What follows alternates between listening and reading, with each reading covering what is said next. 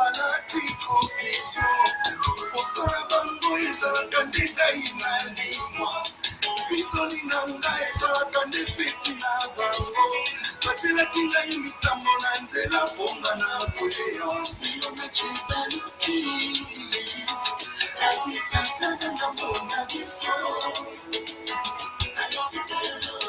la victoire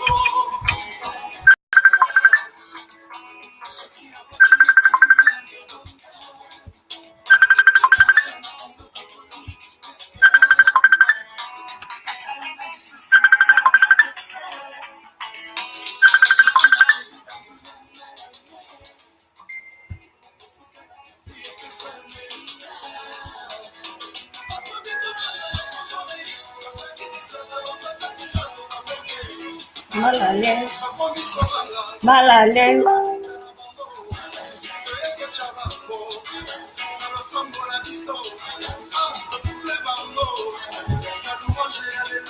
Voilà, mbote.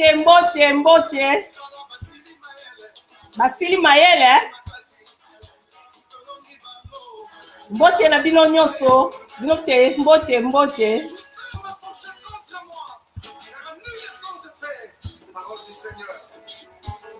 Voilà. Donc, diminuez-moi mon thème musique. Voilà.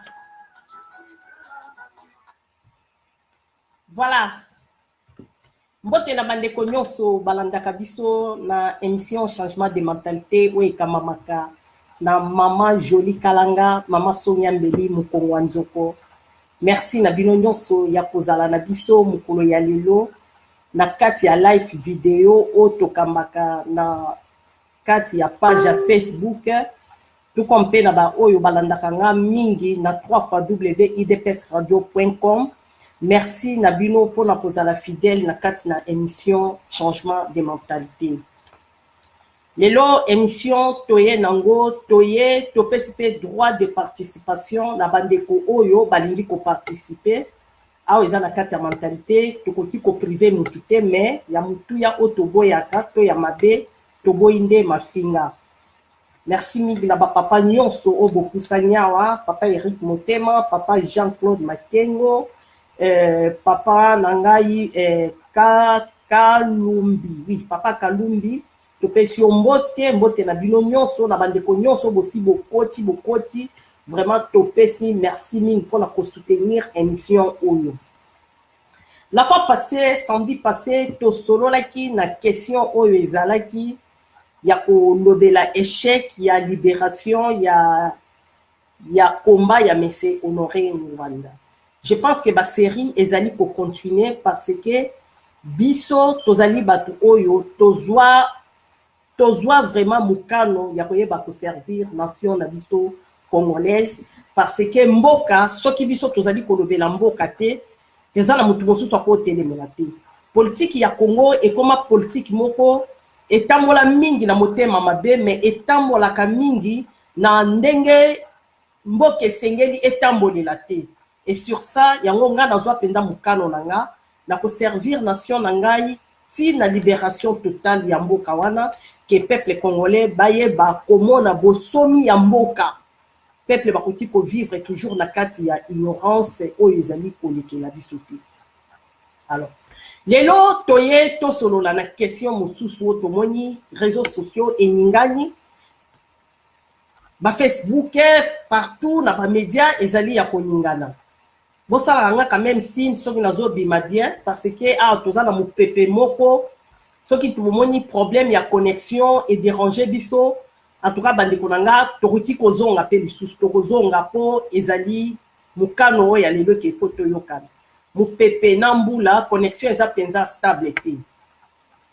Lelo question ya lelo ndenge toye ko poser yango ndeko nanga Prince Mubi na peso mbote. Totuni mutuna ya lelo pourquoi les gouvernements congolais cherchent les passeports pour l'opposant Jean-Pierre Bemba. Bandeko ngai émission nanga na bandeko bazwaka temps ya kolandanga na ba papa oyo bafandaka liboso to ba mama oyo bazwaka vraiment temps ya kolandanga nazaka na bino respect parce que nga message à teleki nango na 3-4 personnes. L'essentiel que nazo ko se retrouver quand même na bandeko mosusu o bazali ko soutenir nga na sepelaka nanga émission ko zala te kele kaka ba 50 000 views ba 100 000 views ba 200 000 views non ezalaka ce n'est pas auto biso tozo koluka mais l'essentiel 3-4 personnes o bayoki biso to yebi ke to ba batikali na quand même eloko moko na mutu na bango essentiel o biso to kaka yango wana tout le monde est pas wapi o biso tozali. Ouais, c'est la troisième vidéo dans le makamwa Jean-Pierre Bemba. Bande kono so na opesa bino mbote dans l'ensemble hein, bolindi sanga moyena kotaka détail exacte pour na bando bungisa ba idée mais mosika na nzoto mepene na motema boyebi ke na lingaka bino mingi ba papa ba maman vraiment na lingaka bino mingi. Gouvernement congolaise soit gouvernement ya ba congolais to gouvernement ba yanké na libération ya mwana mboka Jean-Pierre Bemba. Baketinda ministre des Affaires étrangères chez Okitundu la Jean-Pierre Bemba passeport diplomate. Oyo Jean-Pierre Bemba et ko permettre Jean-Pierre Bemba azonga mboka. Yonanga toyebi yango malamu que Jean-Pierre Bemba soki azali kuna na laye azali victime ya gouvernement en place. Lorsque ezali question nga na tie na mesa na ba papa ya bwanya pe na ba mama ya bwanya to meka kosolola droit de participation ezali wana numéro na nga téléphone na tie wana total sikoyo epai wapi ngai na bino towuti na epai wapi tozoko kindi tomoni banungu nga na za porte parole ya Moïse Katumbi te nazali porte parole ya n'importe quel politicien, mais boyebi quand même que position nanga na soutenaka mingi ba valeur. Nazali maman ou nazali ko soutenir ba valeur. Et ces valeurs nazo ko mona yango na kati ya UDPS oyo wa Mulumba Etienne Tshisekedi wa Mulumba aza ko lana na kati ya salle de mort. C'est ça là où se trouvent mes valeurs. Na la kisaka ba peuple congolais valeur ezali na kati ya UDPS. Point barre. Et UDPS wapi oyo Jamai Kabundu wa Kabundu na Tshisekedi le fils bazali ko diriger la pesi bango mbote na kolika c'est ça on gana ko yebisa bino je pense que belé boyebi position là Katumbi atamboli dernièrement awa o aluka passeport asala boye azalaki la banini tomoni balukeli passeport ti wana ezali point monsieur mais l'opposant Jean-Pierre Bemba Kabila atindi passeport atindi gouvernement na étoile délégation na ye baluke la Jean-Pierre Bemba passeport na tuna kibino la fois passée soki na se tromper na maloba na ngai na kati ya vidéo bozongela nga ko yebisanga eloko nini ebatami na sima ya libération ya Jean-Pierre Bemba eloko nini ezali sima ya papa wana tokozonga muke na maloba. C'est pourquoi on a invité Kabino pour la Darabiso na radio IDPS parce que ba révélation bi marna kati radio wana ezalaka biloko ba émission moko ya pam baté ezalaka émission oyo même na biso ba kambi e fongola kabiso mitu Tatouane Jean-Claude Wakacha merci Macha Moumeni wetwa merci minga bino nyonso Roger Ngambi La Pession-Beauté, Kalonga, voilà, bonsoir, la Pession-Beauté, et Nicole Ndekonanga, la Pession-Beauté.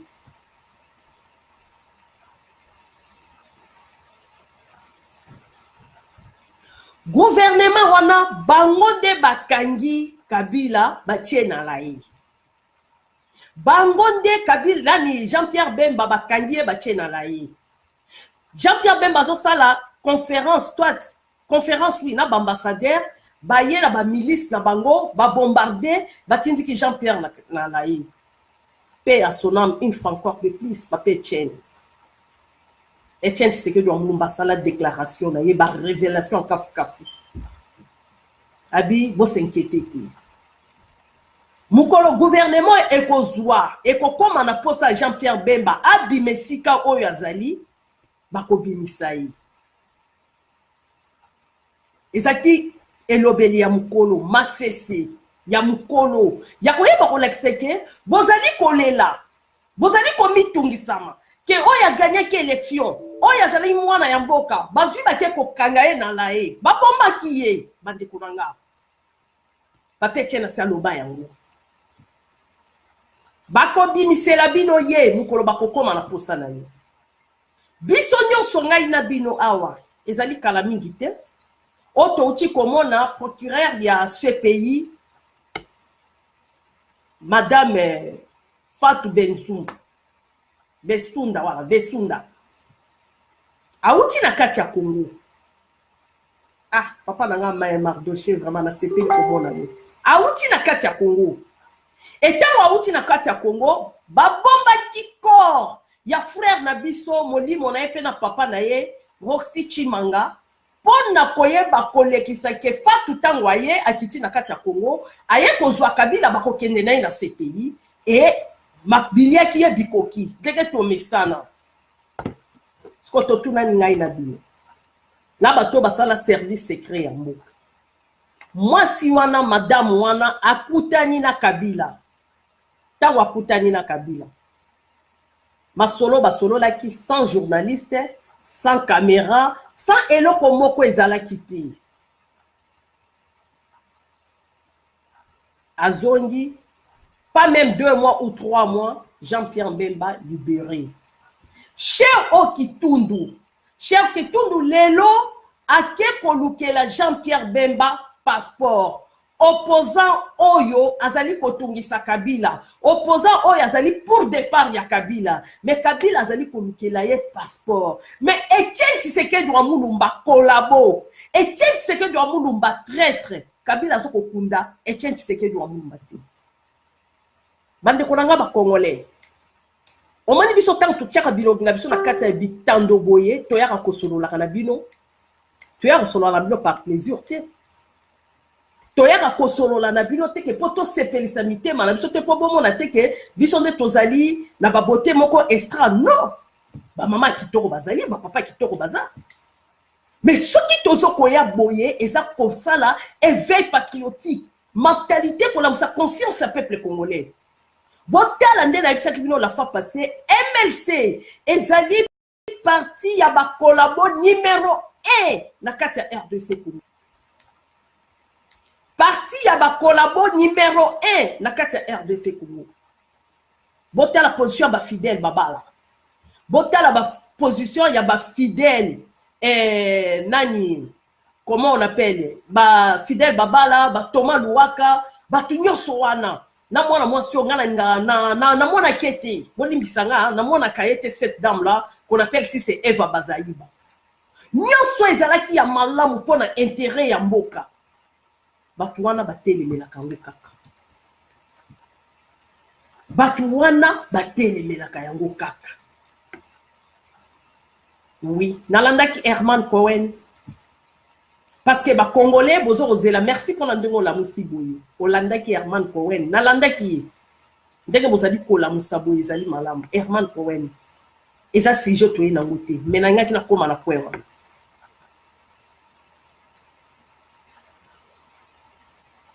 balakisa biso toujours IDPS ezali parti ya ba traître IDPS ezali toujours parti ya ba collabo IDPS ezali toujours au service ya bangunya ya mboka. Mais MLC ezaka au service ya qui? Tant na kolinga kokota na kati ya conseiller ya Jean-Pierre Bemba bokobenga ngo Maman Sonia Mbeli abimelaka toujours vient Lucifer.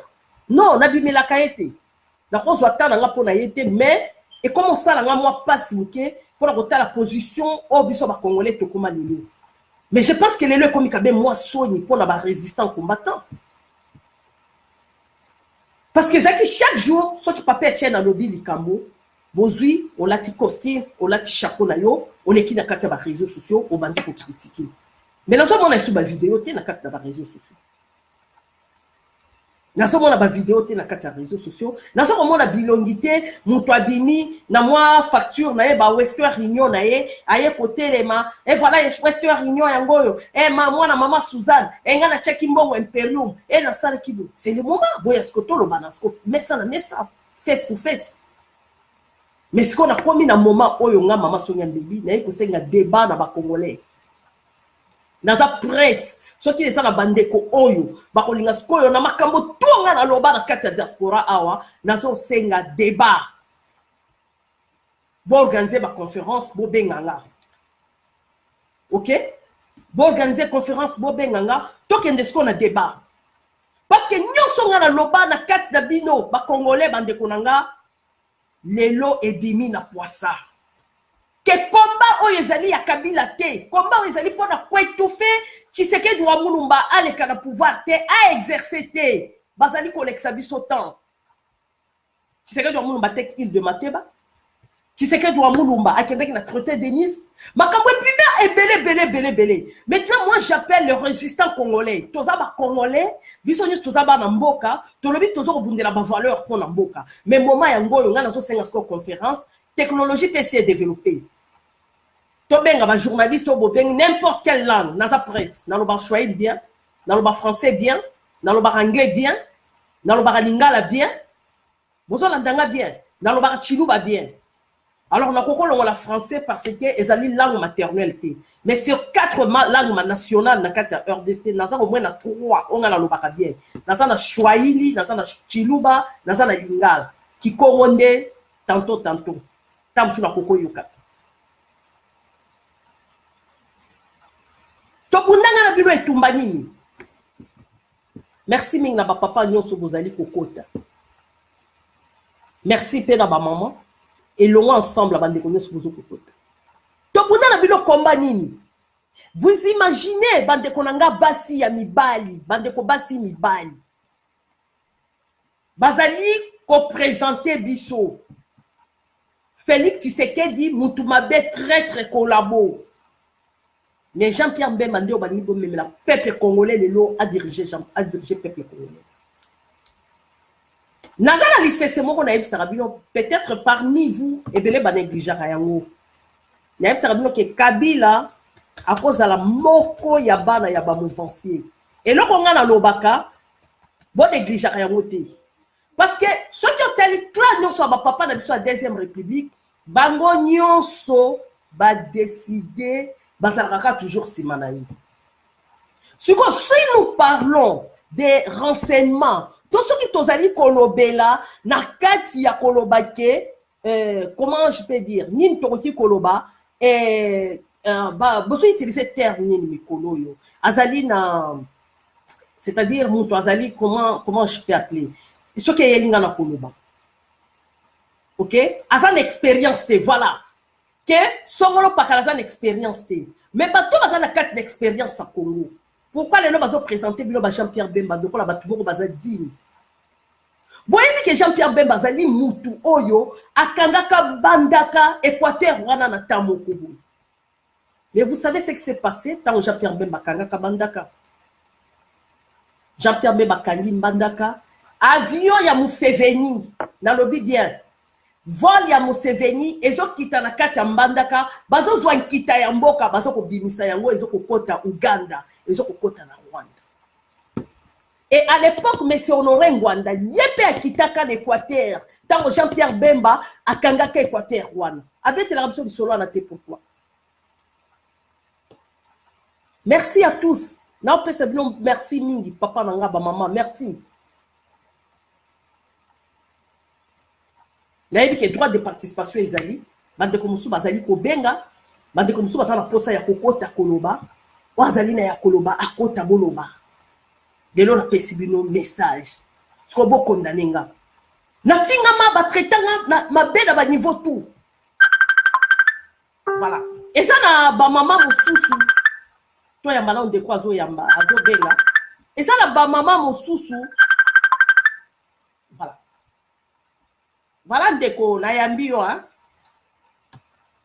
Zela mwa muke merci zela mwa muke naza na mama moko aza mosali na nzambe soit disant mosali na nzambe na kati ya diaspora abenga bajournaliste afandisa bajournaliste na se mpona kotraite ngai mwana oyo ya ye nakotanga komona ete me boyebi ye na banye ndenge nyonso tu me lelo naza surpris bazotindela nga bavideo ya mama wana lelo akomi kotinda bakongolais bosadere na komba ya ndeko na bino Félix Tshisekedi nyonso toyoka eza lokuta me mama oyo oza na bapreuve oza mpe servante ya Dieu ozali mama osalelaka nzambe oloba ngai nabenga yo nayaki mpona koinfiltre komba oyo me lelo toza wapi lelo biso bakongolais tozali wapi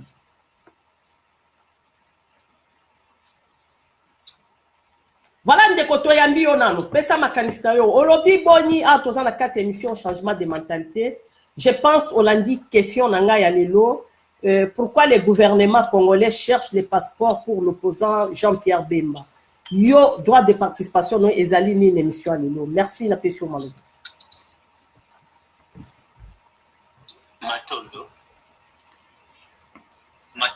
matondo nzambe azwa lokumu bon eloko gouvernement oyo ya biso azokosala aza kobanga na ye te ke Moïse soki Katumbi te eza politique eza na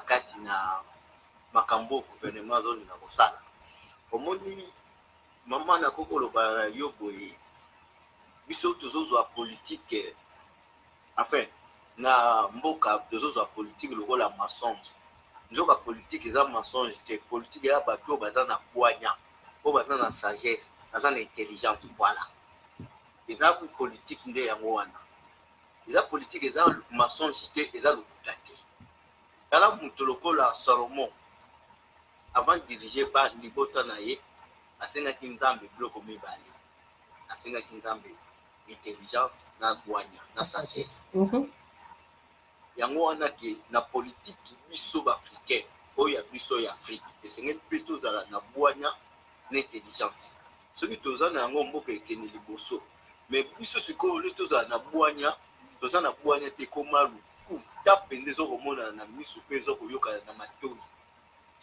oyo nyonso bato bazosala na biso role oyo baza karte oyo baza kobeta na Katumbi eza karte moko ya lokuta. Donc c'est ça na pas soin na beaucoup. Tout d'abord obengami na kombo nini namoni obengi oza kopesa ma message no ezali kitoko bayimboka balandi yo obengami na kombo nini na bengami na kombo ya Papi Guerrier kombo na ngai yango wana oyo bato bayebi yango ope bato bayebi yango te bayambango Papi Guerrier. Voilà, ndeko Papi Guerrier, merci mille la contribution na yo pour na live ya lelo, l'émission changement de mentalité. Mais na quatre questions ya lelo, yo pesi makanisi nini. Ndeni no moneli l'opposant ya Kabila oyo akima mboka parce que Kabila ndia bomaye, bake ko bombaye na laye. Mais lelo tomoni Cheo Okitundu, ministre ya affaires étrangères, ake ko likela Cheo qui est nani Jean-Pierre Bemba, passeport diplomate pour lelo azonga na kati ya mboka yo ozwi yango na ndenge nini tant que mwana ya mboka est-ce que Jean-Pierre Bemba azaka na insécurité na pouvoir en place to azali mosaleli ya pouvoir en place to ezali ndenge nini pesa no bwanya na yo bayimboka bazolanda yo merci. OK mama nangina loba eloko moko bayinyoso o bakolanda likambo yo batia yango penza na mutu to sosola omoni bato oyo bamemelaka biso évangile oyo tobengaka bible bato wana ntango bamemaka bible na mboka na biso batekisaki bakoko na biso eloko babengi pardon. Bakoko na biso bayebaki koyamba pardon na bomoi na bango ke soki osali mutu mabe fo limbisa ye. Mais bible kaka moko oyo biso totangaka nayebi te soki yo kotangaka oyo nga natangaka omoni mutu soki asali masumu asali péché nzambe akolimbisa ye. Mais conséquence ya lisumu wana il faut eliamba ye. Nayebi te soki ozocomprendre ngai. nazo comprendre epai ozali. Voilà, balandi nyonso bacomprendre ngai. Conséquence ya lisumu wana il faut asibir yango. Adam et Ève basalaki masumu na bango, nzambe ayebaki kopinir bango. Ki lelo nga na yo tobotama te, mais tokota na lisumu ya Adam na Ève. C'est ça conséquence. Tokota na ngolingolinga te, génération à génération bakota na lisumu ya Adam et Ève. Omoni sikoyo biso tobosanaka enfant, tobosanaka mingi mpenza peuple Congo. En général, si vous avez peuple Congo, vous êtes le Congo, non, peuple Congo. Vous avez l'Est, l'Ouest, l'Ouest et le Congo, vous avez le peuple Congo. Tina Brazzaville, Tina Congo, Angola. Tout le peuple monde pousse dans la famille. Pourquoi tu pousses dans la famille? Oh, il y a des évangiles Mokoya. Vous avez mon ceux qui au Sanier Lika, au Sanier pas. Arrondissement, pardon, mais qui a vous permettre au subir du foot et problème de salaire. Ndenge moko pe biso ba congolais bemba asala biso mape. Mama nenga nazolo ba boye. Qui me voit nzamba zo kangai. Nation pe bazo kangai. Asala ki militaire ex-phase. Ah bon, ozaki militaire ya ex-phase. Ouais. En tout cas na sepeli ko yamba o hein. Na travaillé comme na mboka, na travaillé comme paracommando. Na sali formation na 31e brigade parachutiste na SETA. Donc na silisi na SETA na ke na Rumangabo na kota ko na sala ki 45 jours. Na za bien formé. Ba ami nanga epelé. Bazalaki na 2SP, ba kota na 2SP na balandaka mayele. Là na tikala na 31e brigade na SETA. Ba ami nanga epelé. Ba komaki ba Jean ya Pemba. Bakileki nazaki na esprit Pemba a récupéraki bango pona asala mosala ya mboka a libérer mboka to a récupéraki bango pona la compte ya sécurité ne privé. Non, a récupéraka bango tango Mobutu akimaka. Yepe akimaka na ba quelques militaires azalaka na bango na bato. OK, donc papa Malembe, papa Mobutu akimi abimi mboka, ye papa Jean-Pierre Bemba a récupéré quelques militaires afin d'abango en Équateur. Équateur, voilà. OK, avancez. Bango supporter bango ko futa bango na ndenge na ye. Bon, ya yibaki ko ni na la no ko Bemba la ki commerce.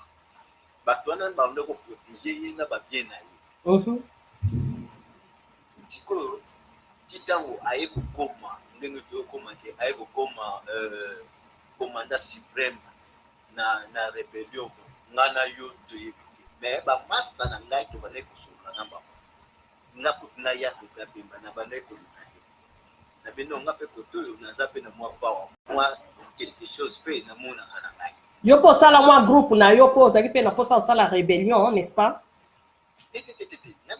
na sala ki toujours na armée nani akoti after temps akoti na chapiso à l'écart to longu ici na after pardon to longu na phase oui na force armée to longu na force armée Congo de Zaïroise baninga mususu akendeki kitoni o bakendaka kitoni na ebele bakufa pe ebele pe batikala po kuna babande ko blessa bango matesu batia acide matesu batia savon donc babande kokufa kaka moko donc na sens wana donc olimbisa moke na baquestion na nga parce que bato bazolanda biso baza ebele ngai soki okoye epa na nga nabikisaka te napozaka baquestion babandolesa bango baside na ndenge nini ezalaki bango na bango basoda to bangunya oyo bakotelaki biso nde bakomaki koelimine basoda na biso kolesa bango baside kosala boye.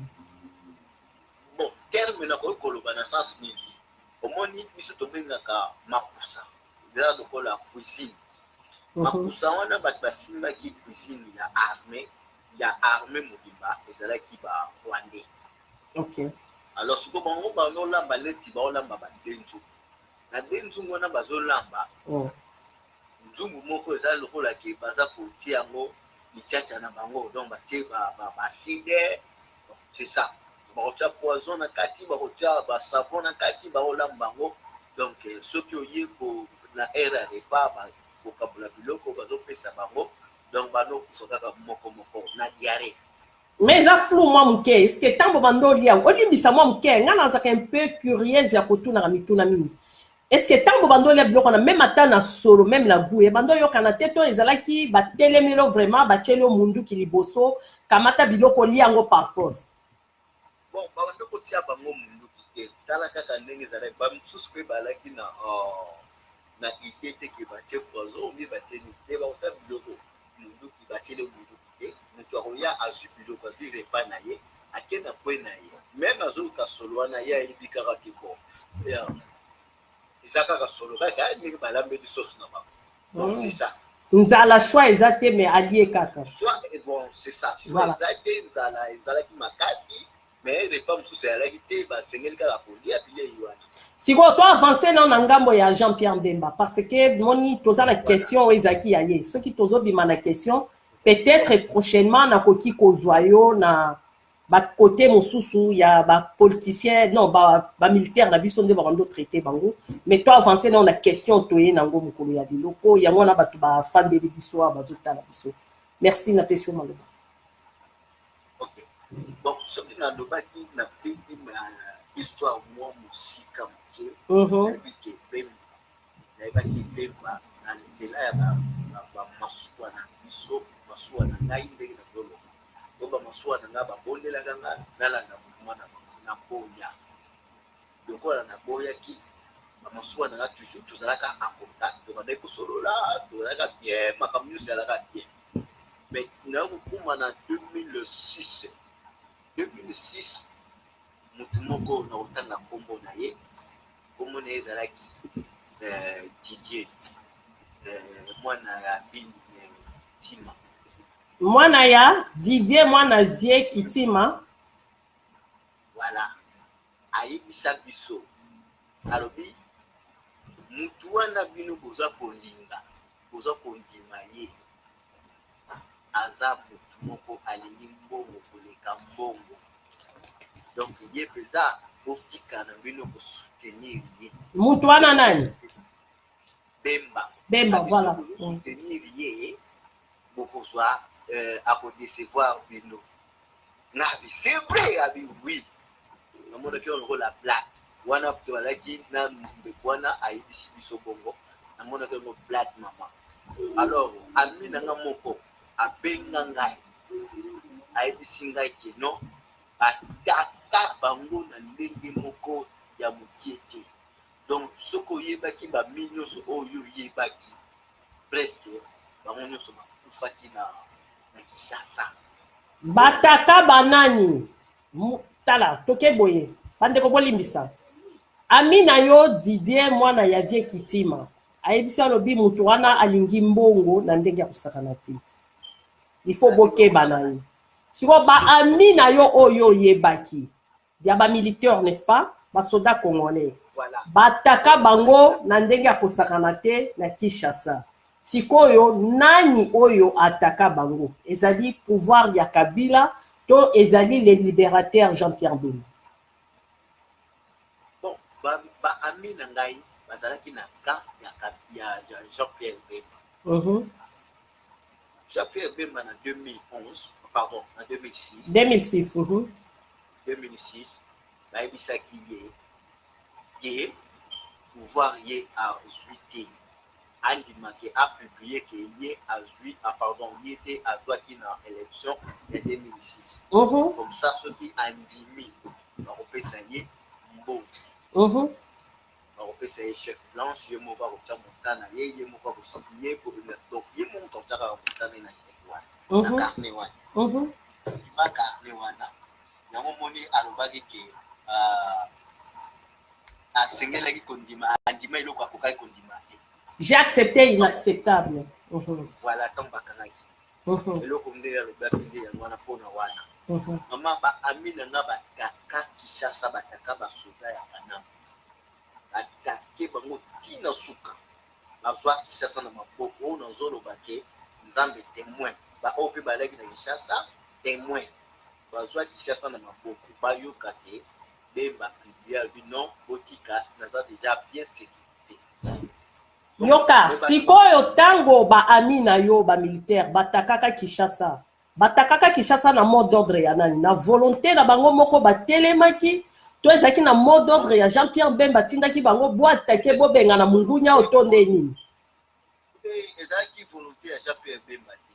Ah bon? Volonté na bango moko donc bayoki ke Bemba a réussi dans l'élection Kanambe azokobudi donc bayoki bapublier publication basalaki ke Kanambe a réussi yango wana nde bafungolaki faya bafungolaki moto babandi kotake sikoyo basoda ya Kanambe basoda Kanambe bakima bazonga nsima donc bazonga mpenza nsima alors ntango Kanambe nani Bemba ayekoyebisa basoda na ye bino botika bokanga bafe komsa ngai naza bien sécurisé naza na problème moko te problème eza te bosese lefe alors bana bato ntango basese lefe ntango kaka basese lefe bangolais bakamati bana wana mama na ngai suka na barwandais koboma na ndenge mokie te bango basese me kuna bakoteli bango batoure bango donc mingi kutu amoni ke amoya kufa na lisasi eza te abwaki na fleuve akufana ata na mai.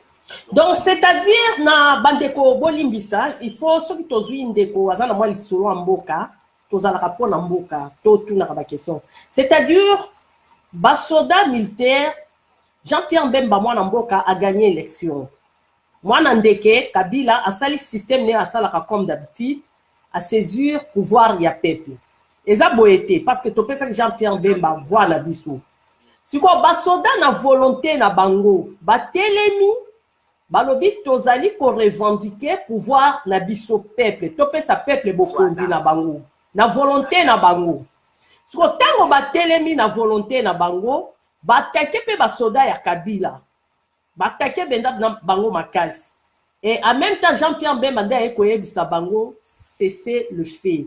Mais pourquoi bayokaki liloba Jean-Pierre Bemba bayebaki qu'est-ce qui est caché derrière Jean-Pierre Bemba te?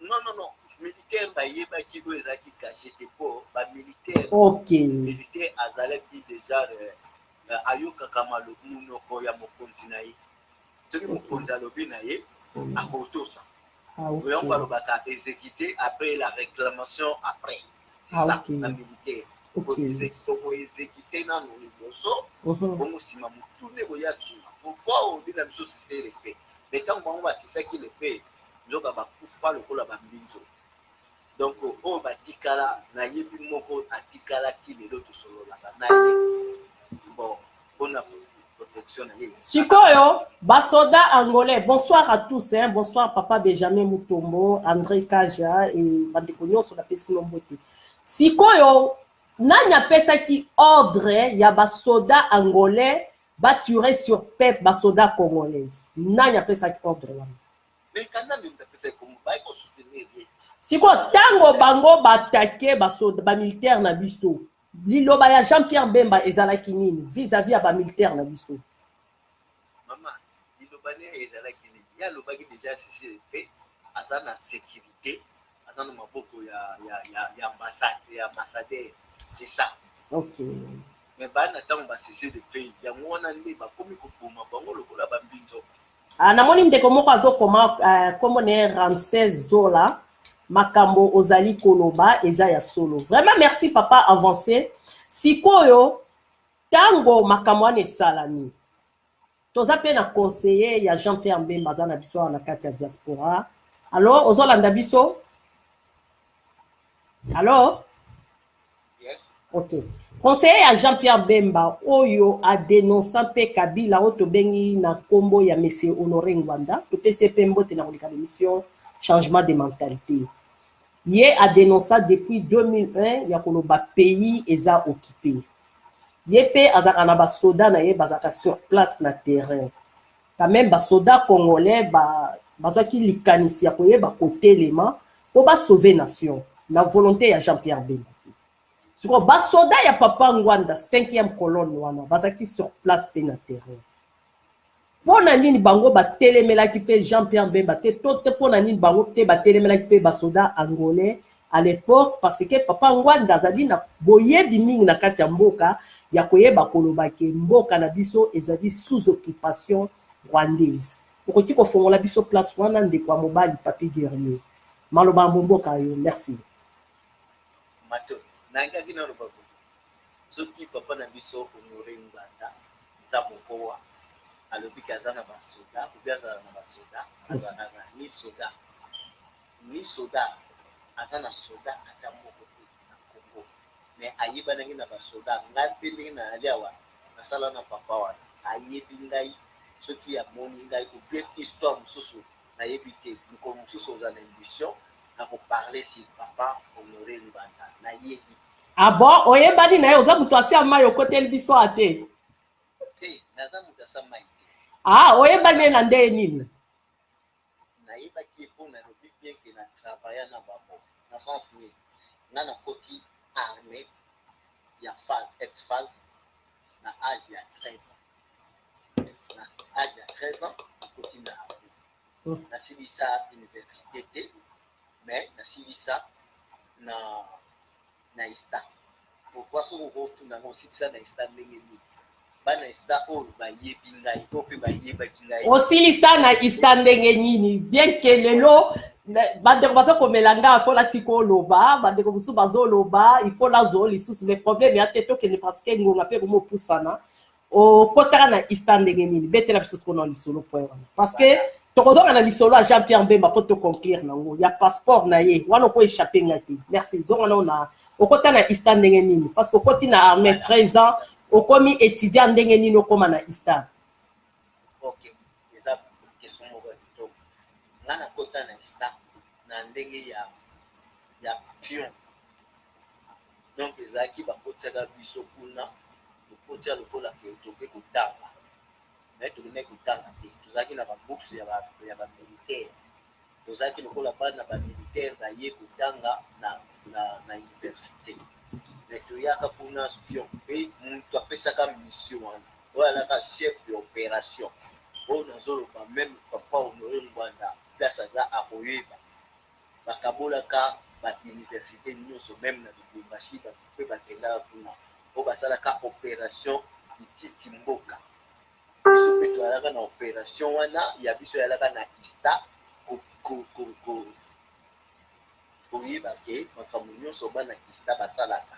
Nani atindaki bino pio kozala bapio na kati ya bauniversité ezalaki Mobutu Papa Ngwanda le libérateur bon atindaki bino bo infiltré bande ko na bino ba congolais pourquoi okoko fongola biso te très important émission lelo infiltré bango pona nini ba étudiants soyi ba bani ko sala ba revendication na bango na bango c'est ça na sens wana avant que tu baba na kosala biso déjà topesaka déjà plan non bakosala boye oyo yaka chemin mo mabanda kosala tozalaka na bamotongola na biso mais ye papa wana bandokoloba na biso atindi biso lokola bameme na kati ya bakosi soki bazwi yo ye bato komona yo liwa Ngwanda atindi bino bameme na kati ya bakosi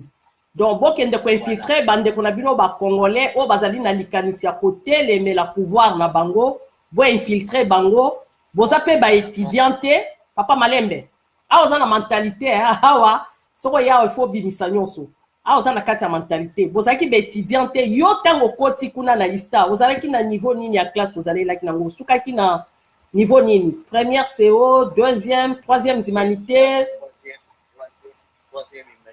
ozalaki troisième humanité donc ozalaki na humanité voilà. Le libérateur Honoré Ngwanda atindi bino bokesala service wana tokenda kosala service wana ya spion masonga na bino spionner yo okomima te epa na nga mpe opionne nga pardon mpe osalinga bongo parce que awa eza matata moi na spionner eza te po eloko wana soki moto eza abimi nango abimi na bonga na yala soki ozofile nazofile moto okofile o te oyeba nakofile non nakofile moto dans une semaine nakofile ata 2 3 nayeba kaka sorti nayeba après esili na nafani na ok loba na misala papa Ngwanda atindaki bino sikoyo alongoli bino akati bino baklasse akie kofandisa bino na bauniversité bo infiltre bandeko na bino bacongolais sikoyo ntango bando koinfiltre bango bandeko babando kosala baplan na bango mpona kotelemela pouvoir na bango conséquence na bango ezalaki ndenge nini bobandaki koboma bango yo oboma combien de personnes tolingi toyeba biso bato ya liboso soki omoni ke mobulu pardon bato ya liboso bazosala ke baétudie bayemba bana mobulu eyaki biso nde tosalaki mwana oyebi omona mpe bakozwa bakangi yo ntango bakokanga oyo bakoetika yo mai oyo bakozwa lokola étudiant soki bazwi akozonga susu te akebela ake libela ke wapi destination inconnue batie na prison to babomi ye bakoboma ye destination osi ake libela akozonga susu te na bafamille na ye mpe bakoyeba ye par exemple neti yo oyebi combien de master oyo oyebi ke wazali master na nga na pisionaki bango mais babomi okotanga ata kombo ya mutu moko te oyo oyebaki babomi ata moko mama bato baboma baza ebele babona koboma kaka moko te bazoboma na groupe so bazwi groupe mobimba bakangi neti 50 étudiants 50 wana bakozonga te sikoyo ntango babando oboma bango bando tya bango wapi boso koyebisa mpe baparent to bazokende kaka na benkoni bazokende kaka na benkoni oko eza bana mosusu baondotanga na histonga na yebi bawutaki bainterie okompagne bazofanda na bahome baolala na home me baparent na bango baza na interieur me bana mosusu ya biso na Congo na Kinshasa azofanda na Kinshasa me baoketanga baza na kotanga na Lubumbashi donc c'est ça ezalaki basansi moko ya ndenge wana ozomona bano baondofanda mingi na Kinshasa mingi mpe babandai kokini soki bakangi yo ebi nzela obenga moko na emoni ke motu wana nayebi ye baosala tuna kimisa ye donc na sansi wana mais sikoyo mission oyo biso tobandai kosala biso tobandai kosala mission teke ya bokolo non tobandai kodévoile nde basecret soki baplan soki basali baplan na bango biso tobengi deja ke non baosala boyeboyeboyeboye bakotinda sikoyo baagent oyo ya tennis civil tono benga bapcrs bango nyonso mpe bayalaka diffuse epai ya bapapa bapcrs wana ntango bakokoma na sur le terrain bino bobikaki baza basiti komi avant ntango baétudiant bakoyala baomokanga bango tokoya babinzo siko plan wana nyonso biso moto wana osala trahison wana biso moto wana otrahir donc ça quelque part yo peut participer na malheur ya bacongolais n'est-ce pas oui na sens wana tokoki koloba na sens wana tokoki koloba mais siko osesantaka ndenge nini ndenge omonaka papa Honoré Ngwanda lelo asilelaka na peuple congolais mboka eza occupé tokende totelema tobundela mboka mpo na yo oyebi mwa moke mingi sur papa wana osesantaka ndenge nini vis-à-vis ya discours na ye akoma bien atambolaka na erreur to ndenge nini epesaka ngai mawa mpo nga namona yango ezala toujours trahison namonaka te ke alobaka nde likambo soki alobi likambo eza lokola trahison ayebi na kotrahir mama nasolaki na ndeko moko avant kufa nayebisaki ye bosembo nayebisi ndeko omoni masolo ozosola na oyo ozobimisa na télévision ezala prudent. eza ndeko nini wana Albert Mukendi te Voilà, olobi kombo na ye. te eza sans tabou hein. Même si ezala prudent. Soki oza prudent te akolekani abitetetele abiye kutana benga ngeri ngala muninga na ote. Na oui osa muninga na ngate menga na yebisi yo po na yebi tata wana bien. Soki oza prudent te akolekani. Bona yo soko confirmer que liwa ya Albert Mukendi uta na sima ya papa wana. En tout cas nga pena na confirmer ya récit. On a yebisaka ye na lobi ke zala prudent. Na yebisaka ya. Siko neti ya kokai kokufa na nini na munduki na poison to ndenge nini. Baza deuxième république bazaki na ba façon évoluer ya koyeba na kopiéger ba toma na sali kuna na yebi. Bazaki na ba façon évoluer ya kopiéger. Bazo piéger mutu même na mwana mwasi atindi yo batili mwasi aletili boso na yo baso ya kisangani wana zo kiza piège. Donc na yebi mama na ngai na yebi. Na yebi ba piège nini ba mané ko sala.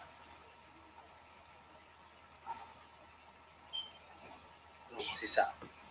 Voilà, tozongi sikoyo na parce que to chité to komi na suka émission alelo na bandi bandeko ebele bako poser ba question na bino boko tinda ba question émission changement de mentalité comme benga la bino pe batu to batu bako mokota ba témoigner na boya raté mais ezara peut-être bango moko ba sepela raté fait ndenge na kuti koloba mais tozongi nano Jean-Pierre Mbemba passeport bazo kolukele na pouvoir à place et monsieur Honoré Ngwanda conseiller ya Jean-Pierre Mbemba yo lobi nini uzoko yebisa so peuple congolais na mukuse poto kanga émission ya lelo 1 heure c'est déjà beaucoup. Bon na mukuse ngana ngana lobo ya ona baki ke iso bana peuple congo to bosa na kanga rapide mais so ki kanisi ke to bosa na kanga kambona ke na pie otuzo bosa na mbala moko na mbangu nyoso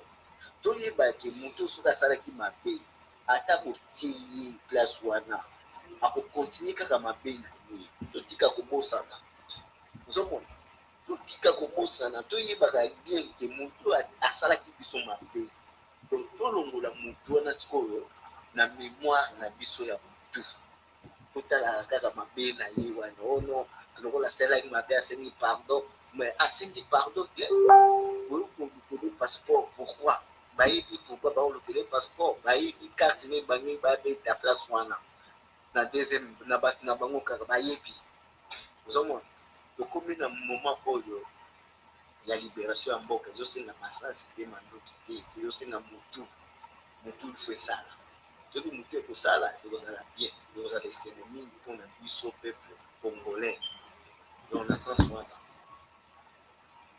Ok, voilà, merci mingi ndeko na biso Papi Guerrier na banti olobi mingi ya mutuya o ba congolais nyonso bayoki likolo ya lelo.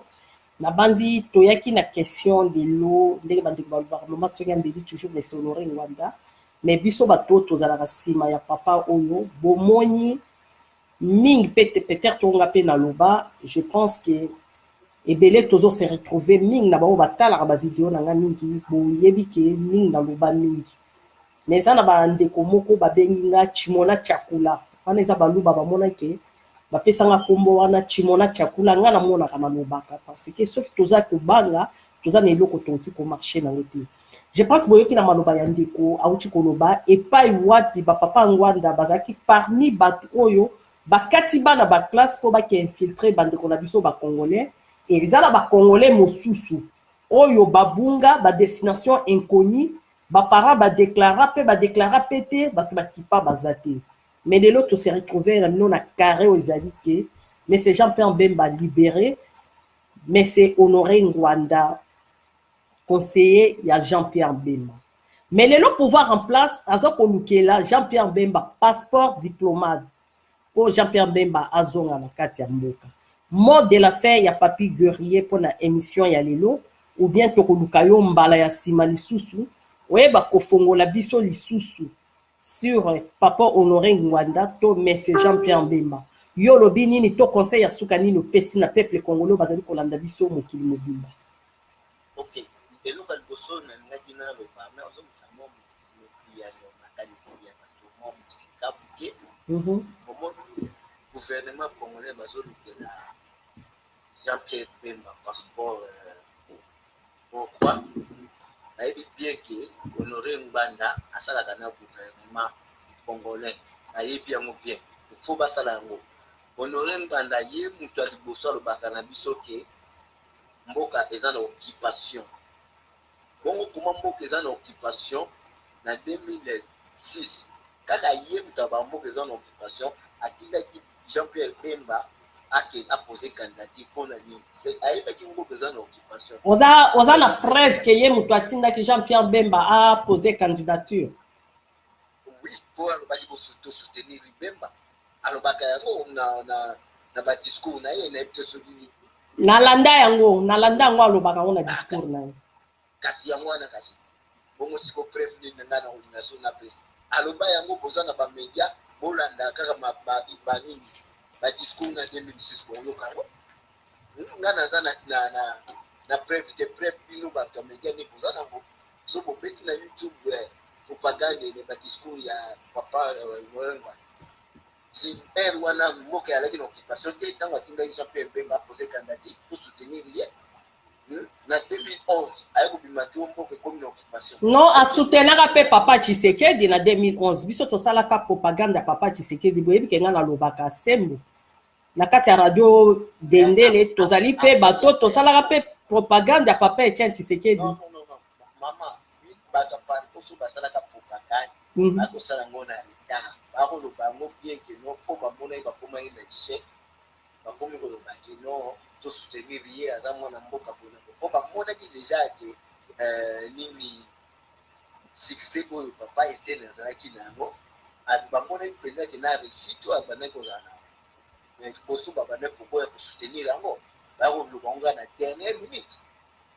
Mais sikoyo ngai na dénonça quelque part Monsieur Honoré Ngwanda nayebisa bango ke azalaka na basoda te yo lecture nini okoki koloba wana nakonfirme maloba wana soki oloba yango nga mpe na konfirme yango azalaka na soda te ni bakader ni bagempere bazali te motu moko nga nasali na exfat nakoki jamais kozala nsima papa wana babomi mpenza mboka numero 0 non 1 te mais 0 eza ye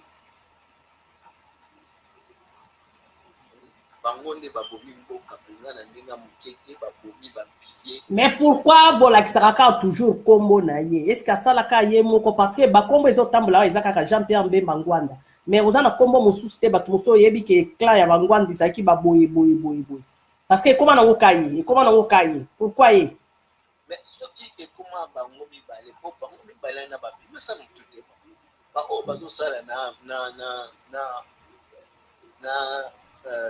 kanam bango wana babimisa motu te babombami na bango me bazotravaille na bango na cc bazotravaille bango nde babimisa motu na kote ya libération na kote oyo no biso toza na basoda toza na bamilitaire eyebi te so bamilitaire yango bazalaka wapi.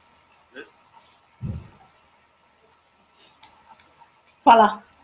Merci na bano sisi maloba no pona lelo tokoki kozwa yo sumbala nsima soki bandeko basengi yo parce que namoni oza na olobi mbala nsima soki bozwi ngai na kobeta mpenza histoire mpenza propre ya papa na biso Honoré Ngwanda na bahistoire ya Ibu. Ah bon? Donc osala na baopération nyonso wana bainfiltre bino na ista osala mpe na service ya baibu donc oza na connaissance ya mwa makambo ebele na service ya baibu nasala te mingi basalaka na service ya baibu ezalaka basportif bakatiere baboxer bajudoka oyo balaka na service ya baibu nayebi mpe kelke basportif na kotanga sportif moko azalaki tozalaka na ye tondo otambola na ye nde alaki na service ya ibu komona alaki pila zeti mwana commune ya Kisasa mais sikoyo ndeni service à Baïbou au Pessi Combo puis la Yvette moi dans zone à Kinshasa commune à Kinshasa mais na service au bantinda kibino boy infiltré bande ko na bino ba étudiant bato bobomo tangi ata kombo mutu moko te bila zetu wana so na tangi kombo kwa sana bomo te esa kufa okay kufa ipeka na service wana ya Baïbou yango mona tangi kombo moko ti lelo azali na bomo azapeka ka mwana Kinshasa na commune na Kinshasa na soki na bosanité na balabala kampala soki baza na mémoire bato bana Kinshasa bakoyeba likambo nga na solo boyeba na toyebi mpe bango tosalaka mpe na bango esa tambolaka na bango na bajipo babanda obenga 4x4 na époque wana bon tout le monde quelque part papa azolela éducation à bilenge baby pour la troisième humanité wana ozalaki na ba âge nini je pense ozalaki na ba 16 ans 17 ans 15 ans wana déjà comme na 16 ans pour na bien que na kotaki armée na 13 ans na bandi kotanga à partir ya na kanseta na koki déjà na bandi kotanga kuna ti na ko pima kuna na kefaza na 16 ans na ke ko infiltrer ba étudiant bon tango bobando sans l'infiltration on a ba parents bazaki au courant ou pas ba parents ba oyeba te maman parents ni oyeba olinga donc et quoi ezaki cop na bino bozo ça la cop bozo pesa nouvelle en même temps bazo simba bino eza cop civilité eza cop militaire donc eza militaire bazo tinda bino en tant que ba militaire bazo tinda bino en tant que ba civilité non bokoti kuna en tant que ba militaire mais bino ce que vous ça ndenge nini bozala camouflé na kati na bango fo bozala camouflé bamona bino na indice militaire te dans sens wana donc yango bandolo batindi bino bameme na kati ya bakosi bameme na kati ya bakosi bandeko boyoki papa ngwanda bandotinda bameme na kati ya bakosi donc congolais akende ko infiltrer congolais mpona lelo mpona pouvoir na bango ezala libela c'est-à-dire bamakambo bomonaka bazombi basalaka basportif nyonso ya Congo donc ezali misalo ebandaka déjà na deuxième république eza boye te voilà papi guerrier merci nayo merci lelo au côté biso na live ya lelo je pense que na botolo maloba te ososilisi maloba na yo mot de la fin ososilisi nango mot de la fin na ngai marasima tokokota lisusu na mosindo ya masolo oyo etali armée zaïroise. Ok voilà merci mingi bandeko na biso balangi émission changement de mentalité lelo ezalaki live photo salaki mais natiaki droit de participation question otoyaki nango ya koyeba kotuna pourquoi les gouvernements congolais cherchent les passeports de l'opposant Jean-Pierre Bemba tango toye nango ezaki na idée biso tolobela pe na lolenge na biso mais lokola micro lelo ezaki nango polele mpona ndeko nyonso je pense que na oyo ndeko na biso papi guerrier alobi eza na biso nyonso toprofite nango mpe mingi toprofite mpe nango mingi na bandi mpe mingi mpe tosepeli mpe na bo basepeli te na bo bazali kosala na bacommentaire kaka ezali lokuta mais je pense sur 100% bandeko ebele oyo botanga na ista je pense ozali wana bandeko ebele oyo batanga na ista bazali ebele oyo bayebi ke lisolo oyo ya kotinda babeme na kati ya bakosi bokende koinfiltre bandeko na bino bacongolais oyo ayebi ke eza lokuta samedi prochain tokoya awa tokotala disponibilité ya ndeko na biso papi guerrier soki oko ezala intéressant tokoluka ye lisusu mpo tokota moke na lisolo ya mboka yango nga lelo natelemi liboso na bino tokomi na suka ya émission nyonso oyo nga ndeko na bino ya mwasi na luba ngai nasengi débat congolais oyo olobaka lingala te olobaka chiluba te même na français tokosala débat wana parce que lelo ngai mama songa mbeli na telemi nazwi mpe makasi ya koyeba kotelema koloba lisusu na peuple congolais mpe kobenda bango matoi Jean-Pierre Bemba azala première collabo numéro 1 o lelo peuple congolais bazali ko subir lelo ata ochenga mundu kina mutu yeba yango na kokanga munoko na ngai te na kotiaka kokangaka munoko na ngai te pe mutu boko akotiaka mutu ya mama Sonia Mbeli to mukongo na ngai na mabele azati parce que lelo bamemi biso na rythme ya koyeba ko présenter biso baluba bazali ba tribaliste baluba bazali boye nyonso wana ezali koluka ndeni ya koaffaiblir biso po totelema nsima ya vrai combat te.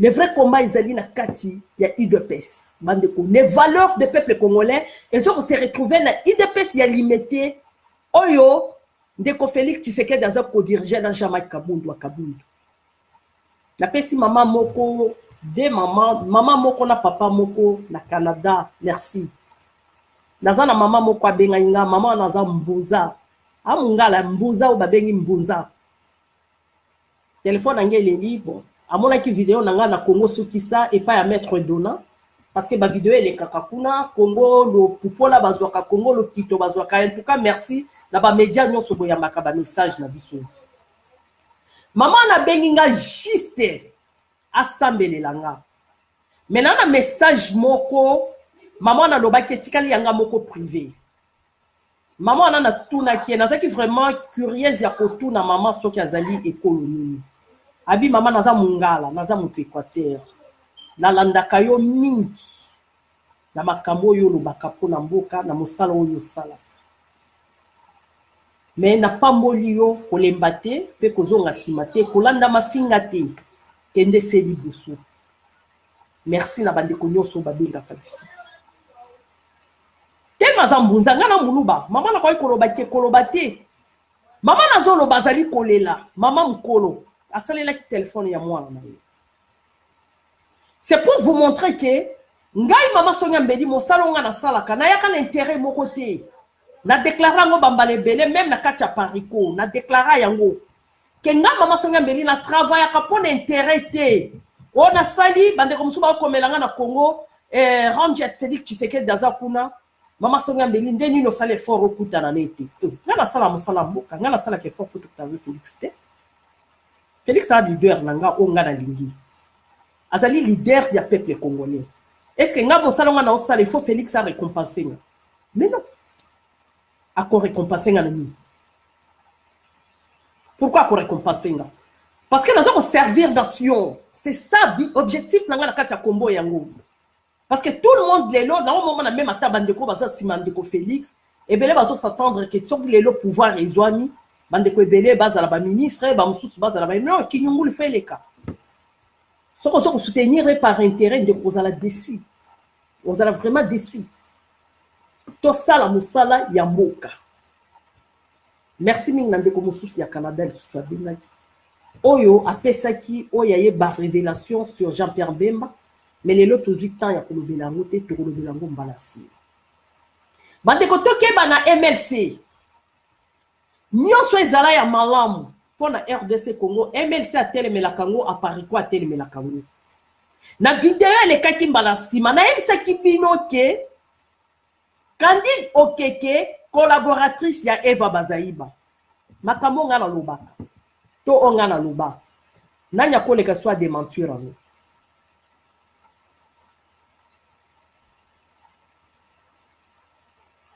Congolais fongola matoyi, Congolais fongola misu, Congolais fongoma na bwanya ya komona.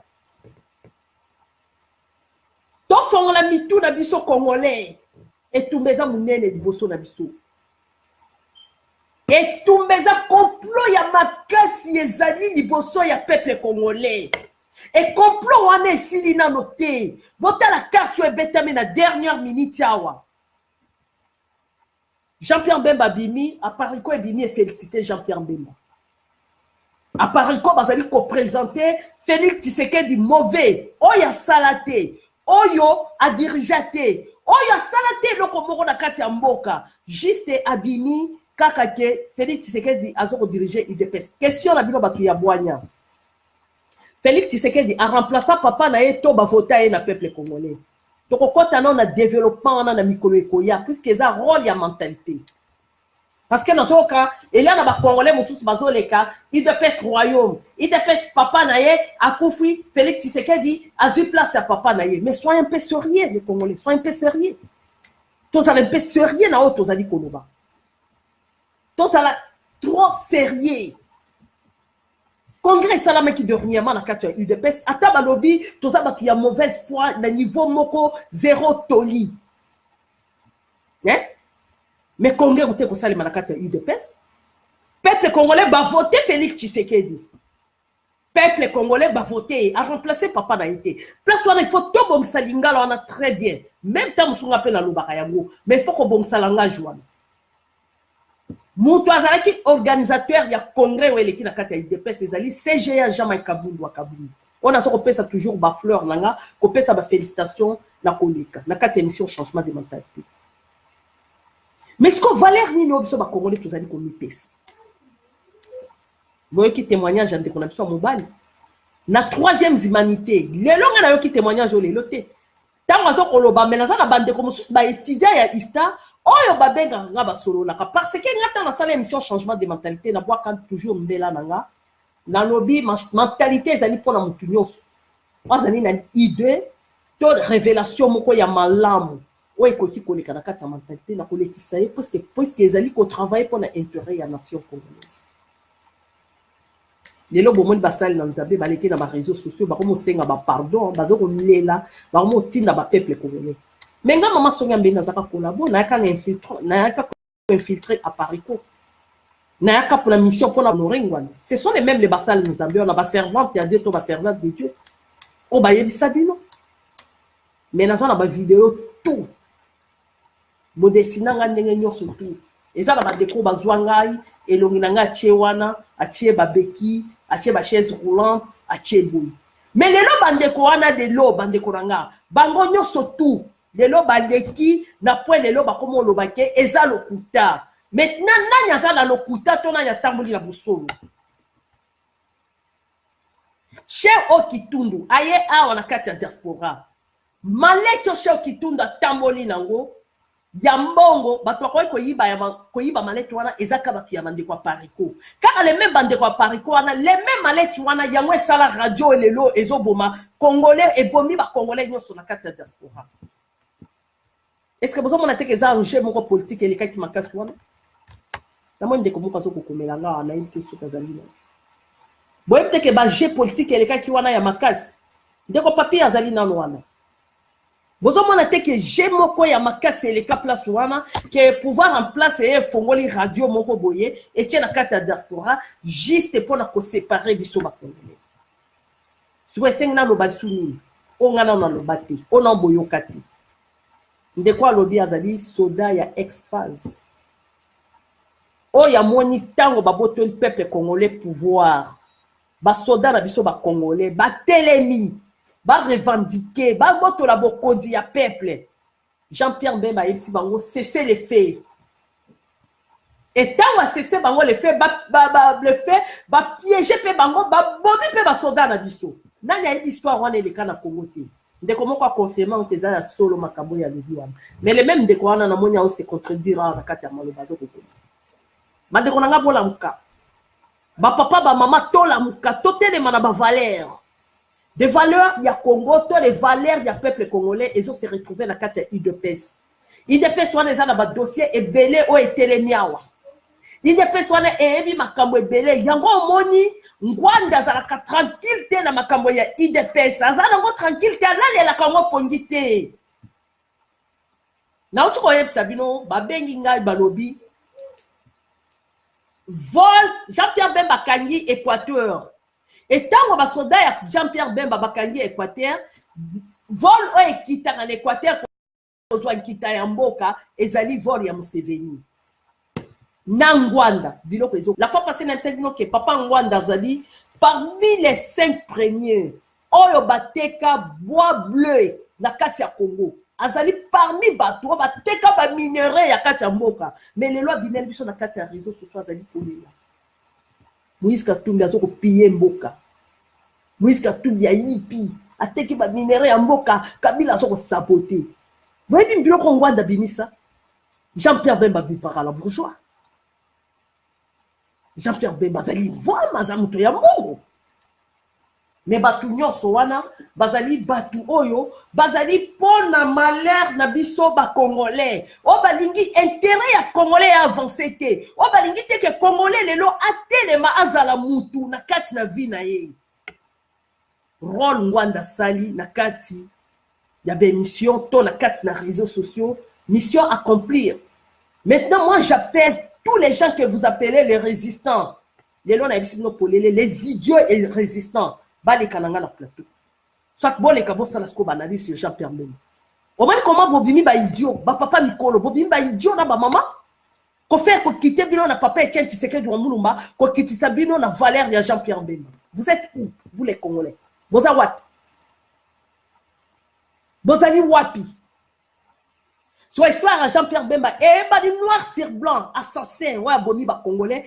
Tuer, rasali ba massacre, mo rasali ba bêtise ebele na kati ya mboka wana. Lelo ba makambo ebele sur ezali bloqué ces messieurs là. Même dialogue ya Saint-Sylvestre, ouais bomé c'est papa Etienne. C'est que on m'a dit pour la likolo ya mabele na kati ya cercueil, na kati ya salle de mort. Muta freiner dialogue les amis. Eza MLC. Au moins la moisson ya Ougandaise oyo, mo seveni atindi pion na ye, ba congolais bo so le kasser nanga, pire ser nanga, tokoli na ye to yebiye. Infiltré ya Eva Bazaïba. Alors ça la bizeti. Ya côté le makoloba, papa dirigé, moi na dirigé, boya dirigé. Mais papa encore a co-dirigé, a tiqué moi les aka Laurent Désiré, a dirigé a tiqué moi nanae. To la mkanaka esprit. To la mkanaka esprit, émission nanga ezali pona kolamsa esprit ya peuple congolais. 3-4 personnes au bataille émission na sepela na bilomini. Na bandeko mosusu bazali kobenga na banzela Australie, bandeko mosusu bakobenga na ba Cameroun, bandeko mosusu bazoko benga bato bakobenga biso mingi. Mais boye bakango tozalaka chaque samedi nde otobamosala dimanche peut-être tobando kota na bémission o ezali pour la côté ya quand même ba foyer. Et vous allez vraiment moi moké malam parce que ba foyer pe tozo ba demande, balobi maman ozo lobela ba foyer te. Na lobela ba foyer loba ke botuira attention te, mais na rocha programme mo ya malam tobamosala bémission. Pour le moment, tous allons nous concentrer dans makambo ya mboka. Alors, bref, pour natika bilon pour ya lelo, Jean-Pierre Bemba azali collabo. Jean-Pierre Bemba azaki carte ya suka oyo Kabila Tchaki, abombaki na ce pays. Yango bomoni Ngwanda mutu nyonso bando bimisa na mutu. Ngwanda zo telemela ye, azo ko kase mutu wana. Ngwanda azali mutu oyo, azali nyonso bosala kezali mabe. Les cartes na bango ya souke ezaki Jean-Pierre Bemba. Pour pas tant Jean-Pierre Bemba kokota, a ça la face na Félix Tshisekedi. Tu te trompes. Jean-Pierre Bemba, tu te trompes. On ça la face na Félix Tshisekedi, mais on ça la face na Maman Sonia Mbemba. On a mis quoi sa place aux alliés. S'il faut même là qu'il y ait des martyrs dans ma Kambouamboko, mais j'irai jusqu'au bout. Oui, j'irai jusqu'au bout, j'irai jusqu'au bout. Nakokene nango tina souka. Et puis dans un dossier ezali awa. Na bande ko musu ba komelinga. Nationalité ya Jean-Pierre Bemba. Et vous allez payer autoroya nango semaine prochaine. Ceux qui ne connaissent pas guerrière, vous allez en tenter, vous allez connecter. Il faut tout le la nationalité, originalité. Il y a Jean-Pierre Bemba. Il faut tout le la. Est-ce que Jean-Pierre Bemba Ongwanda azala conseiller na ye? Azali 100% congolais. To azali moitié. Et maman Jean-Pierre Bemba na info nga nazala nangwawa. Il paraît, la confirmé dans le thé, maman est à centrafricaine. Maintenant, on doit ba combo, ba donner nyonso ya maman ya Jean-Pierre Bemba na 4 semaines où. Benga popé sa vraie info, mais ko benga te popé sa faux info. Pétroyer ba so que ezali faux, troyer ba ko checker. Je travaille pour la nation congolaise, la travaille pour la montité. Mais seulement, on a la côté qu'on a la peuple congolais, na ko la peuple congolais les valeurs, pas les anti-valeurs. Les abongo. Na ko la bande ko nga ba congolais ba valeurs. Et valeur wana eza ya nani. Pour voyez ça que ça une expérience té Congo il faut qu'il y ait na bateau baza une expérience té. To banda une expérience o yanga mama Sonia Mbemba. To qu'il y ait une expérience oyo ya yo, expérience ya songolo pakala, ya mo ko construire Congo. Parce que bateau baza une expérience na Congo, le Congo ezali wa. Merci Mina Bidoyos. 1h20 c'est déjà beaucoup. na pesi bino merci na bandeko nyonso bolandi biso na bandeko nyonso bozwi temps na bino ya kolanda émission ya lelo live ya lelo tomi poser siko ba question Jean-Pierre Mbemba azali opposant ya nani soki Kabila azokotinda Sheo Kitundu alukela ye passeport azali opposant ya nani azali opposant ya Kabila azali opposant ya ba opposant to azali opposant ou azali ko sécuriser pouvoir en place. C'est à vous de juger maintenant. Ya koyeba epai wapi to uti na kati mitumba oyo na epai wapi to zali ko suka na oyo. Congolais lamuka na kati esprit. OK? Lamuka na kati ya makanisi na yo. Telemela mboka bundela Congo na ndenge ya busemi. Ba résistant ebele ba komi mal vie da ba Congolais. Ba résistant ebele baza les soutenir ko koloba te. Nazala ba résistant mosusu ba komo benganga to solo na kana bango. Mère vraiment merci mingi toye comment na ke papa induire biso derrière. Ah voilà, ndeko zo benga kaka. Na kana kata zera muke. Messenger audio. Alors, ndeko papi guerrier, olobi boni. Olobi boni toka toka émission. Ndeko papi guerrier, olobi boni na ana ka émission.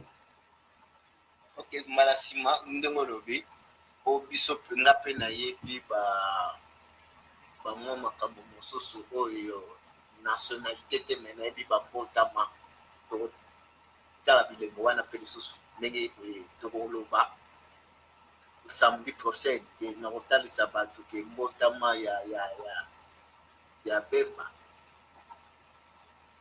botala mbotama na ye famille ne nyonso papa meti mama meti kaka ye mongo abima moto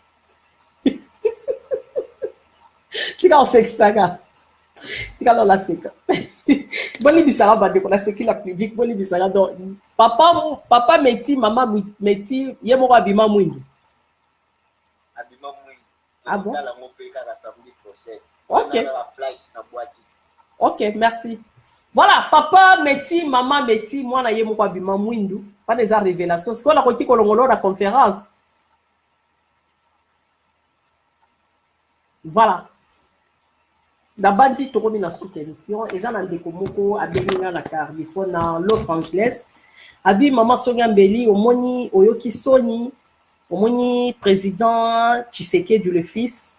Alobi Jean-Pierre Mbemba azali bienvenu Katumbi Kabila soka kangie biso to profiter na nini oui asa mukonzi mboka ino bolingi leader alobani soki grand frère aza na camarade ya ndoki to camarade ya mulibi nda tindi biso ba petite sœur to ba petit frère to za la sima ya mutu wana asa mukonzi mboka aza autorité Tshisekedi Félix azali autorité ya mboka ya koloba ndinga na lobaka te ngande sikoyo parce que na kati ya maloba na ye obosana ki liloba moko mama na kati ya maloba na ye likamwa Jean-Pierre Mbemba soki akoya même à postuler à la candidat problème ya te c'est à peuple de juger moi je suis peuple nga naza leader te nga nazali peuple ce qu'on a sur l'amsa peuple conscience Tshisekedi dans autorité obolinga babenge Tshisekedi te bozo kufa Tshisekedi le fils aza autorité ya mboka aza mukonzi yazali musangisi lelo ata Ngwanda ake papa Tshisekedi le fils papa était pardon grand frère Félix Tshisekedi ya koyamba ye yaza mukonzi ya mboka ya koloba n'importe quoi te ya koloba ndenge biso tolobaka te ngande mutu naza chargé ya mobilisation ya kozwa message oyo ya pesaka nga nazwa na ya nango na kati na etando nalo mais yo le temps de la Félix Tshisekedi miko ale kaka ba YouTube 1 heure 2 heures du temps 3 heures du temps au lieu de nan leader ya YouTube to leader akuta na face à face na peuple azo solo na peuple yazali leader ozali ke boya kozela na triomphal to kezela na triomphal to yambi na triomphal to solo ni na kata triomphal aza n'importe qui te yo nwa lo banini alo ba ke Jean-Pierre Bemba kufa na laye non muta ko lo ba Jean-Pierre Bemba kufa na laye ezali nga parce que la minute au bateau bazali kokufa ezali Roxy Chimanga kufi eza mwana Félix Tshisekedi ya kufi te eza mwana Katumbi te eza mwana Jean-Pierre Bemba te Ils allaient peuple congolais. Maintenant, il y a qu'à défendre ma valeur à peuple congolais. C'est moi, Maman Sonia Mbili. Ça, c'est mon rôle. Voilà, il y a un leader à lobby. Mais à lobby, on peut la boire, on peut la sagesse. C'est ça, oh, biso, tokoti, koloba. Désolé, vraiment, édition ici, Bandikolaga. Toi, il y a samedi prochain, papa, il y a Mbemba, Métis, maman, les Métis, Jean-Pierre Mbemba, Adini, Noir. Ça arrive, hein? Est-ce que, on a besoin de papi guerrier, mais qui va à Aden, et arrive à Kanango. Merci, Nabino. Merci Nabino pour nous connecter. Vraiment, tout mon sikami la live. Maman Sagabé. Maman Sagabé, la tika la mission de quitter. Roselyne Bombo, les peuples d'abord. Namoyo, maman. Namoyo, Bandeko Belé, Daniela et Amiral Chins. Na pesi binombote. Pour na bas soutien Nabino de vous allez soutenir. Biso awana. Émission changement de mentalité. Dans cette vidéo, hein. Émission la mission changement de mentalité. O ezo kambama na mam kalanga joli. Na sepelaka mingi na komo ya Sonia Mbili bongo na ngoma bete et ça la biso bien po soki biso ba congolais lelo tozo kokoma na position tozali kokoma nango lelo parce que toza bindima ndima mingi lelo preuve monani ke monsieur Honoré Ngwanda azali travailleur ya Kabila on a hier donné à féliciter Jean-Pierre Mbemba tant que chef à renseignement abi masko na YouTube ngala zo zelayi abi masko na YouTube abetela biso ndeni ni pouvoir faire que la Jean-Pierre Mbemba opposant ya Kabila zala na souci ya kopesa mutu wana passeport kwa zo on eloko nini batami na sima mais muke on ngala zala ki nango na bombi yango na tozela ngwanda no bangata na kubimela yinda ko to la mukabandi tunanga bande ko ba résistant boyo kasolité porte ya IDPS ezali ya kofungwa bokende kobundela mboka bo dépenser mingi balie blo ba mongo mingi ya mingi mais lelo bo se retrouver que bobimi yolela batiki bino na kati esanga c'est ça la politique ozotala ki asengi bino bo soutenir et à la fin aye ko présenter bino médiocre moko oyo yebi ke lelo soki mutu wana zo kokufa na laye parce que azali kolabo nazo senga bino ba combat résistant oyo bo soutenir mutu oyo Jean-Pierre Mbemba to bino basute bozala sima ya ngwanda bobima lisusu boloba bosala analyse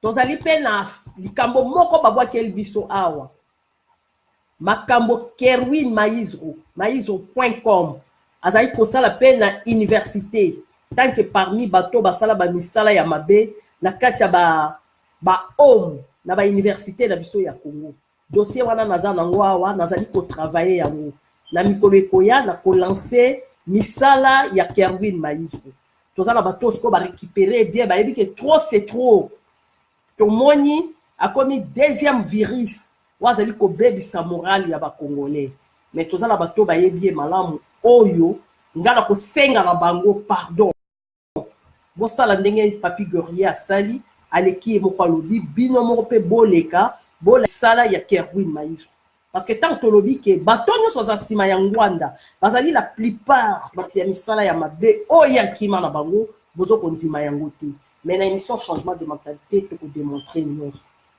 voilà na tiki bino na bandeko oyo bolingi kolandaka biso bolandaka biso na www.idpsradio.com émission na salaka na radio UDPS ezaka lundi au vendredi toujours mentalité to na ba émission ya ba thème mosusu ba frère to ba maman mosusu ba kambaka boya kopesa ba idée na bino samedi dimanche to kozala na live ya Facebook toyoki Congo Sukisa azwi pe radio oyo ekobanda ko fonctionner pe na tina ya mboka et pas ya maître Dona wazali pe ko salela mboka na ndenge ya sembo je pense radio wana ndenge lobby et kozala connecté na ba village nyonso na mboka même atoza na internet moko ezali faible babandolanda biso na kozala pe na espace wana ata ya 1h ou 45 minutes wana kozala ba mobilisation moko ba émission moko ezala ya mukuse kaka pour et permettre déjà tozala un avantage ya 5 kaka 3 langues déjà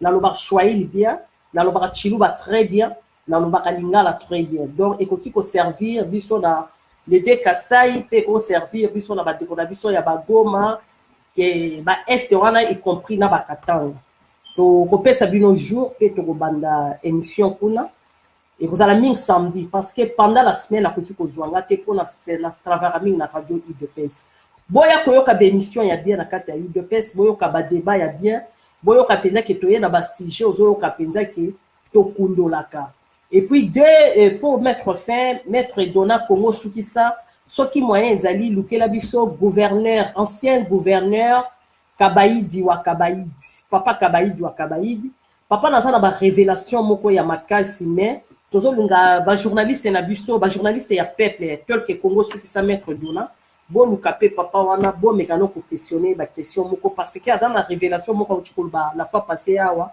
na 1970 déjà occupation rwandaise ezalaki déjà na kati ya mboka mais soki o dénoncer que ba rwandais baza na kati ya gouvernement na biso awa okozwa mama na mututu boyebi mututu fimbo na ndenge ya kosakana te d'où même au perdre vie na ye voilà on akokai kosolana na bino mpona lelo mokolo ya lelo yango wana merci mingi na bino nyonso de soutenir biso mokili mobimba bozala connecté na émission changement de mentalité ya mama Sonia Mbili ezali sans tabou. Je vous le confirme aujourd'hui que FC ezali parti ya ba collabo Jean-Pierre Mbemba azali collabo azali première diable oyo a diaboliser peuple congolais et ngwanda boyebi bino mo ki azali Lucifer ou azali pona malheur ya peuple congolais tala ndenga détruire ba vie ya bana ebele kokata bana ba classe kosala ba enlèvement ya bana ko ndiko pissionner bango na kati na ba home na ba université. Vraiment alors c'est à vous de juger cette émission. Merci pour votre soutien. Bye. L'émission Changement de mentalité, la numéro Moussous. Si tout va bien, nous avons un sujet concernant la vie sociale. Mais ceux qui n'ont pas eu temps, ceux qui n'ont pas eu temps, la semaine prochaine. Merci. Bonne nuit à tous. Merci. Ciao. Bye.